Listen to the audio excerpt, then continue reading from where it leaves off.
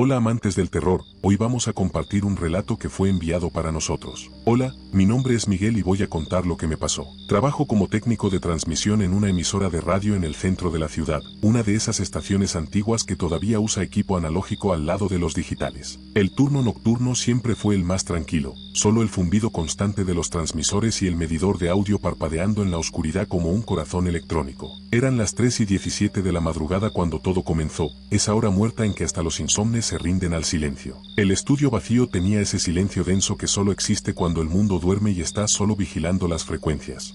El aire tenía olor a polvo y circuitos calentados, y la única luz venía de los monitores azulados que bañaban mi rostro en un brillo fantasmagórico. En mi primer día, el supervisor me entregó una lista de procedimientos de rutina. Estaba todo ahí, desde la verificación de los transmisores hasta los códigos de emergencia. Pero entre los ítems marcados con pluma roja, había algo que llamó mi atención. Un aviso pegado en el mixer con cinta adhesiva amarillenta por el tiempo. Si escuchas la frecuencia 87.9 FM, nunca sintonices. Solo reporta.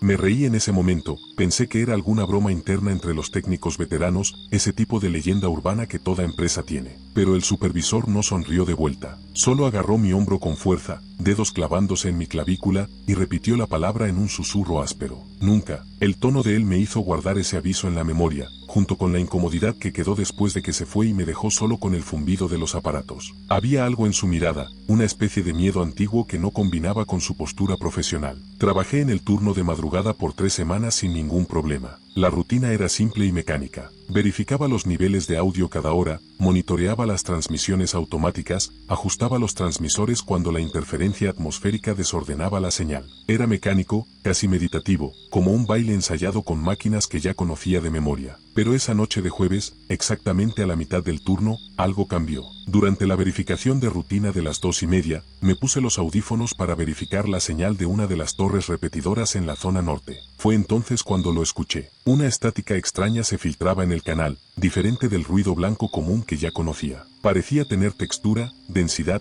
como si estuviera intentando formar palabras, sílabas cortadas que no llegaban a completarse pero que llevaban intención. Me quité los audífonos y sacudí la cabeza, frotándome los ojos. Fatiga, pensé. 3 semanas de turnos invertidos me estaba desgastando más de lo que admitía. Mi cuerpo todavía no se había ajustado al ritmo nocturno. Pero cuando volví a ponerme los audífonos, después de tomar un sorbo de café frío, la estática seguía ahí, ahora más clara y definida. Eran fragmentos de voz, una cortina antigua que no podía identificar pero que tenía ese tono de propaganda de los años 90, y música que parecía de esa época también. Verifiqué la programación en la computadora, recorriendo la lista con el mouse. Nada de eso debería estar al aire. La madrugada estaba programada para música ambiente instrumental y noticias grabadas que corrían en loop. Ninguna de esas voces era parte del banco de audio de la emisora. Sentí un escalofrío subir por la nuca, esa sensación primitiva de que algo está mal. Me levanté de la silla, que crujió fuerte en el silencio, y fui hasta el rack de equipos analógicos en la esquina de la sala. Algunos transmisores antiguos todavía estaban en operación, reliquias de cuando la emisora comenzó, hace más de 30 años, cubiertos por una capa fina de polvo que nadie nunca limpiaba. Me acerqué al sintonizador manual, ese con mostrador de aguja que nadie más usaba desde que instalaron los digitales. La aguja estaba detenida en 102.5, nuestra frecuencia principal. Pero mientras miraba, hipnotizado, comenzó a moverse sola, deslizándose lentamente por el dial, pasando por frecuencias vacías hasta detenerse con un clic seco exactamente en 87.9. Mi estómago se heló. El aviso volvió a mi mente como un grito. Nunca sintonices. Pero era demasiado tarde. Ya estaba mirando. Sin pensar, o tal vez pensando demasiado y queriendo probar que no había nada, tomé otros audífonos conectados al sintonizador y me los puse con manos que ya comenzaban a temblar. La voz surgió clara como el cristal, sin estática, sin interferencia, como si estuviera siendo transmitida desde un estudio perfectamente equipado. Un locutor conocido, con ese timbre grave y pausado característico, esa dicción perfecta que solo los profesionales antiguos tenían. Buenas noches, oyentes nocturnos. Aquí es Raúl Mendoza, trayendo las noticias de la madrugada para ustedes que no pueden dormir, que prefieren la compañía de las ondas de radio al silencio vacío de los cuartos oscuros. Hoy vamos a hablar sobre la inauguración de la línea 3 del metro, que sucedió el lunes pasado. El alcalde cortó la cinta a las 10 de la mañana, mientras cientos de personas esperaban en la plataforma nueva, ansiosas por probar el trayecto. El pronóstico del tiempo para el jueves indica lluvias aisladas por la tarde, así que no olviden sus paraguas. Y ahora, una canción para acompañar la soledad de la madrugada, esa compañera fiel de todos nosotros que trabajamos mientras el mundo sueña. Yo conocía ese nombre. Raúl Mendoza fue un locutor famoso de la emisora en los años 90, una leyenda entre los veteranos. Mi madre hablaba de él cuando yo era niño, decía que tenía la voz más bonita de la radio, que cuando narraba las noticias parecía que estaba contando historias solo para ti. Murió en 2003, en un accidente de auto horrible regresando de una transmisión en vivo en la zona sur, chocó de frente con un camión en una curva mal señalizada. Pero la voz continuaba, narrando noticias de la semana actual con esa precisión profesional. La inauguración de la línea del metro había sucedido el lunes, yo lo había visto en la televisión de la cafetería. El pronóstico del tiempo era correcto, jueves era hoy y las lluvias estaban pronosticadas realmente. Era imposible, él no podría saber eso. Estaba muerto desde hacía más de 20 años. Saqué el celular del bolsillo con las manos temblando tanto que casi lo tiro, y grabé algunos segundos de la transmisión, sosteniendo el micrófono del teléfono cerca de los audífonos. La voz de Raúl continuaba fluyendo, calma, profesional, describiendo eventos que nunca pudo haber conocido, hablando de tecnologías que no existían cuando murió. Pausé la grabación y busqué su nombre en internet, dedos deslizándose rápido por la pantalla. Encontré un artículo antiguo de periódico digitalizado, amarillento incluso en la versión digital. Fallecido en marzo de 2003, a los 52 años, dejó esposa y 2 hijos, fue enterrado en el cementerio municipal. La foto mostraba al mismo hombre cuya voz acababa de escuchar, ese rostro sonriente que aparecía en los pósters antiguos de la emisora. Volví a los audífonos con el corazón latiendo desacompasado. La transmisión todavía estaba ahí, ahora tocando una canción que reconocí inmediatamente. Era un éxito reciente de una banda joven, lanzado hace apenas 2 meses, sonando en todas las estaciones. Una canción que Raúl Mendoza nunca pudo haber escuchado en vida. De repente, sin aviso, la transmisión cambió. La música fue cortada abruptamente en medio del coro, como si alguien hubiera arrancado el disco del tocadiscos con violencia. El silencio se apoderó por 3, 4 segundos eternos que parecieron durar minutos. Después, la voz de Raúl volvió, pero diferente, completamente diferente. El tono profesional había desaparecido, reemplazado por algo urgente, casi desesperado, con una textura metálica que no estaba ahí antes. Miguel, ¿estás ahí, Miguel? Sé que estás escuchando. Siempre hay un curioso que no puede dejar la 87.9 en paz. Siempre hay alguien que necesita verificar, que necesita saber qué hay del otro lado. Siempre hay alguien que ignora las advertencias. Pero ahora que sintonizaste, no puedes simplemente apagar y fingir que no escuchaste. La frecuencia no funciona así. Te encuentra, siempre encuentra. Se pega en tu cabeza como una melodía que no puedes olvidar. Y ahora tiene tu nombre, Miguel. Ahora eres parte de la programación. Mi sangre se heló en las venas. ¿Cómo sabía mi nombre? Nadie aparte del supervisor sabía que yo estaba ahí a esa hora. La credencial no estaba visible. No había cámaras con audio en el estudio. La frecuencia emitió un chirrido agudo, penetrante, que perforó mis tímpanos como agujas. Arranqué los audífonos con un grito ahogado y di 2 pasos hacia atrás, tropezando con la silla que cayó con estruendo. Los monitores del estudio comenzaron a parpadear,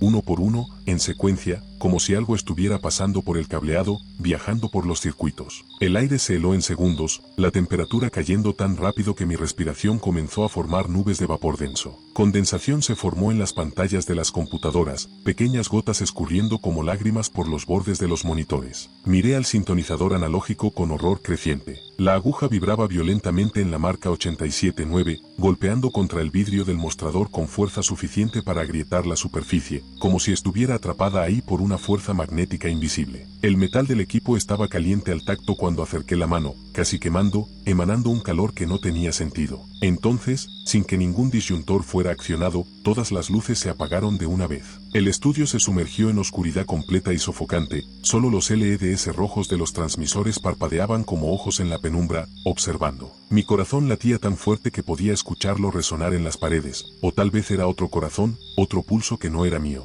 En el silencio absoluto que siguió, la voz fantasma de Raúl ya no venía de los audífonos que había arrancado. Salía de los altavoces principales del estudio, esos gigantes montados en las paredes, esos que nunca deberían estar encendidos durante el turno nocturno porque no había transmisión en vivo. No debiste haber sintonizado, Miguel. Te avisé, todos avisan, pero ustedes nunca escuchan, nunca respetan las reglas. Siempre hay uno que necesita desafiar, que necesita ver con sus propios ojos. Ahora eres parte de la transmisión, Miguel. Te unes a nosotros, aquellos que todavía están al aire, aquellos que nunca salieron incluso después de apagar por última vez. La frecuencia nos mantiene aquí, atrapados en las ondas, repitiendo nuestra programación eternamente. Y ahora te mantiene también. Bienvenido a la 87.9. Tu estreno está programado muy pronto. Una respiración pesada comenzó a salir de las bocinas, lenta y arrastrada, mojada, como si alguien estuviera al lado del micrófono principal con la boca pegada al metal. Miré hacia la cabina de grabación a través del vidrio empolvado. La luz roja del micrófono estaba encendida, brillando como una brasa pulsante en la oscuridad. Pero yo no había encendido nada. Todos los controles estaban en posición neutra. La respiración se hizo más cercana, más densa, más real, y junto con ella vino un chirrido que poco a poco fue formando palabras distorsionadas, repetidas como un mantra hipnótico. Quédate con nosotros, quédate con nosotros. La transmisión nunca termina, nunca termina. Te va a encantar estar al aire.